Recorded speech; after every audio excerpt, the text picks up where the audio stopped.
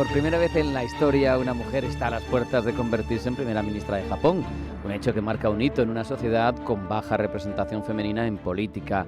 Su llegada al liderazgo del partido gobernante rompe un techo de cristal, pero a la vez plantea interrogantes sobre un país, una potencia que vive un momento de creciente inestabilidad regional. Su zona es más que caliente del mundo, hay tensiones comerciales, desafíos demográficos. Hay que ver cómo se puede redefinir el papel de Japón en el escenario internacional si consigue llegar a ser primera ministra. De todo ello hablamos con Miguel Ángel Melián, analista internacional y consultor de asuntos públicos. Miguel Ángel, bienvenido, buenas tardes. Muy buenas tardes, Rafa. Como siempre, un auténtico placer. Para ti, Miguel Ángel, ¿qué simboliza el ascenso de una mujer a esa dirección del partido gobernante japonés cuando la política, lo sabemos, en Japón está extremadamente masculinizada? Pues como bien indicas, desde mi punto de vista supone un cambio de era, Rafa. Estamos hablando de que gana las votaciones en segunda ronda frente a Koizumi, hijo del antiguo primer ministro japonés, con apenas 44 años. Esto refleja que hay un debate interno en el partido respecto a las nuevas generaciones que vienen pisando fuerte frente a las ya consolidadas como representa en este caso la elección de esta nueva primera ministra.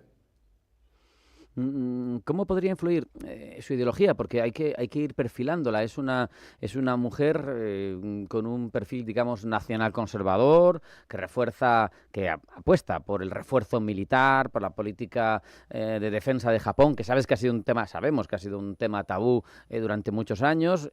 Pero todo esto se hace en compensación de la expansión, vamos a decir, de la influencia china, ¿no?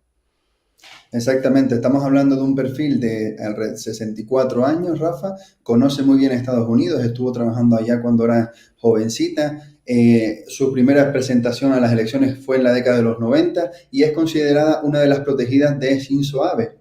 Por tanto, estamos hablando de un perfil conservador, cuyos principales objetivos van a ser el refuerzo de las capacidades militares japonesas, es decir, apuesta por un Japón fuerte, con una visión bastante marcada por el pragmatismo. En segundo lugar, la reforma estructural económica por la que va a apostar también va a ser bastante fuerte, aunque tenga diferentes contrapesos en cuanto a inflación y salarios que actualmente son debate público. Y en tercer lugar, sin ningún tipo de duda, va a reforzar tanto la alianza con Estados Unidos como la posición de Japón a nivel regional como líder. Es decir, ahora tenemos dos foros que se acercan a final de octubre y Japón va a apostar por reforzar su papel, digamos, dentro de esta estructura de seguridad regional y viendo, por ejemplo, todas las alianzas como el Quad, en donde está implicado Estados Unidos, India y demás, y también esa idea de el Indo-Pacífico libre y abierto, donde sin duda alguna va a ser protagonista si finalmente, como bien indicabas al principio, sale elegida.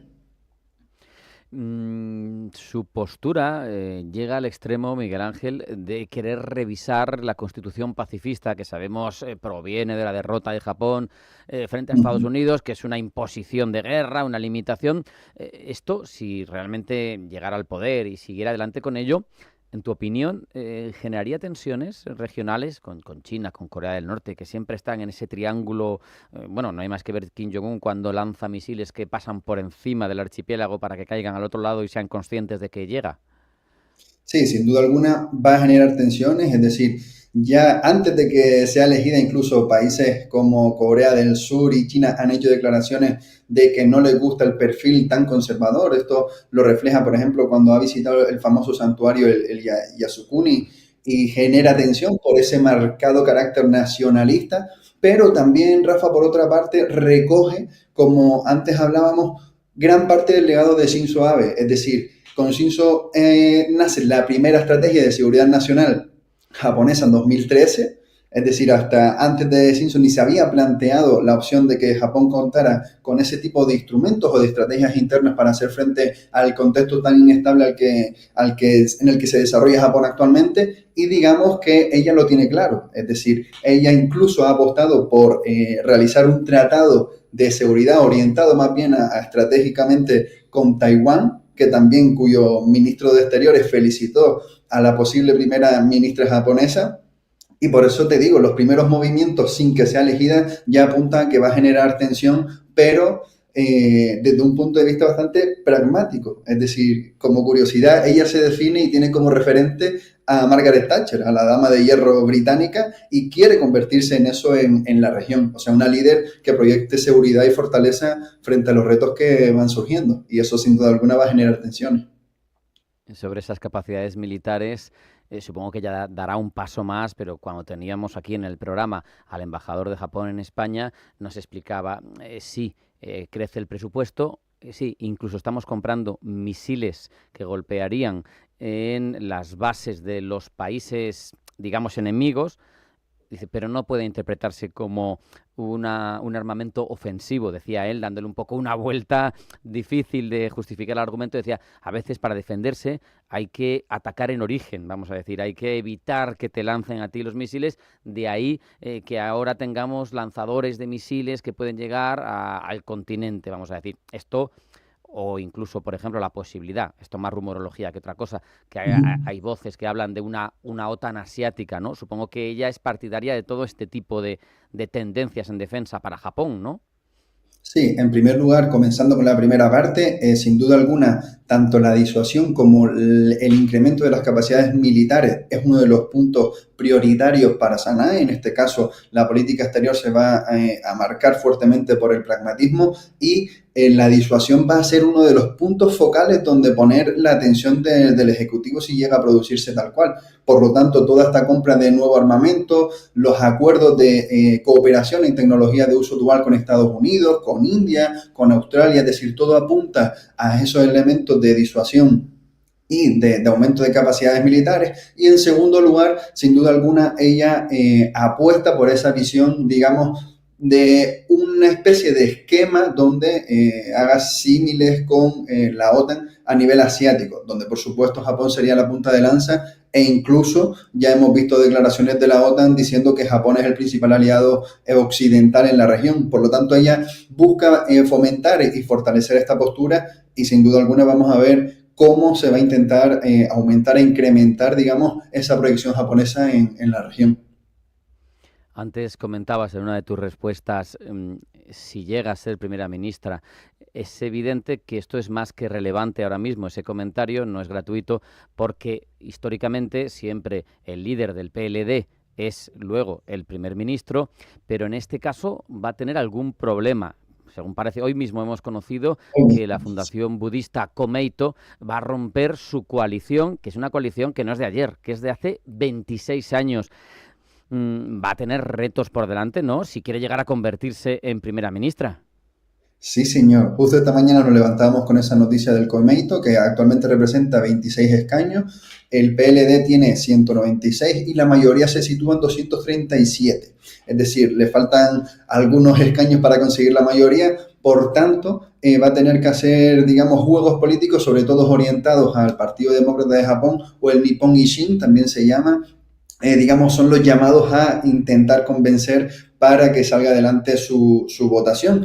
También hay que mencionar que aunque el Comeito haya, digamos, roto este espacio de consenso, diálogo, de alianza, también se ha mostrado abierto a seguir negociando, porque como bien hemos estado comentando, las tensiones internas han llevado a que Japón esté viviendo, digamos, un contexto de inestabilidad política, económica y social que, como hemos visto, implica que se vean afectados los pactos tradicionales de gobierno. Y esto ha llevado, por ejemplo, también a que Ishida renunciara en septiembre, porque perdieron la mayoría en dos cámaras, en dos elecciones seguidas. La debilidad ha estado cada vez más presente, pero sí es cierto que también la elección de Sanae en este sentido reivindica lo contrario y la búsqueda de la visión que quiere consolidar el PLD. Has mencionado la economía, importante, porque condiciona las capacidades de gobierno. Has señalado también que su inspiración son líderes conservadores tradicionales. Sabemos que la economía japonesa es muy particular, que estuvo a punto de hacer el sorpaso a la estadounidense en los años 80, que los acuerdos del Plaza, creo recordar, del hotel de los años 80 con Reagan, la condenaron a esa L, la parte de abajo, ¿no?, de la L que la mantuvo sin crecimiento y átona durante mucho tiempo, que tiene una deuda sobre PIB tremenda como ningún otro país, 250% grosso modo, afortunadamente para ellos, la mayor parte de esa deuda en poder de los propios japoneses. Claro, con unas condiciones tan peculiares, ¿cómo crees que va a abordar la gestión económica si llega?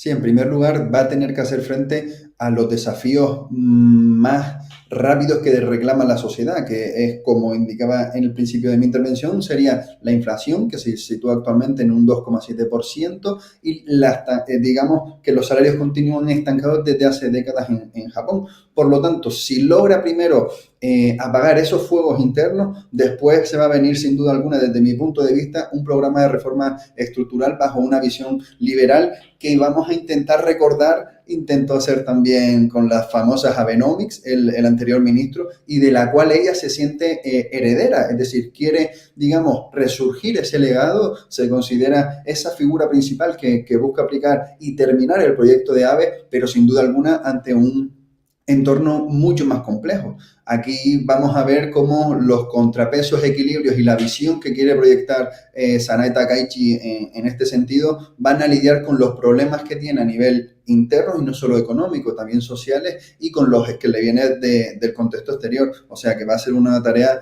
bastante compleja, pero sin duda alguna vamos a ver un AVE 2.0 desde mi punto de vista a nivel económico.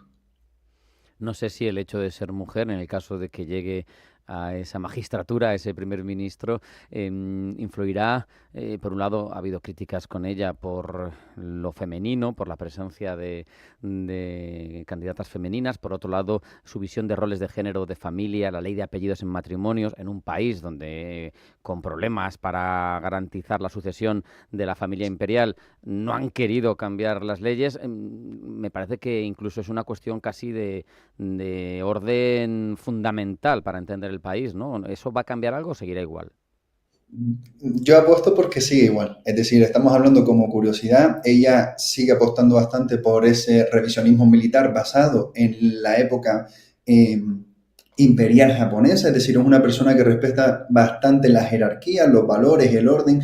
Y como curiosidad, ella se casó, se divorció y se volvió a casar atendiendo a diferentes polémicas en torno a esta ideología. Por lo tanto, yo creo que puede ser, por una parte, un reto para ella aplicar esta visión teniendo en cuenta su trayectoria y sobre todo una oportunidad para ver qué cambios a nivel ideológico le permiten o no establecer adecuando el contexto, porque claro, si en la negociación con los partidos para que salga elegida ahora a mitad de octubre como primera ministra le ponen determinadas líneas rojas a nivel ideológico, también veremos cómo sortea o no esos obstáculos. Pero sin duda alguna es un personaje muy peculiar y que va a tener que responder a desafíos frente a su ideología.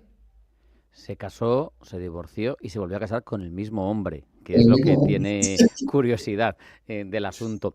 Para terminar, de forma breve, si llega, vamos a ponernos en la hipótesis, consigue llegar, ¿qué papel desempeñará Japón, en tu opinión, bajo su liderazgo en el escenario global?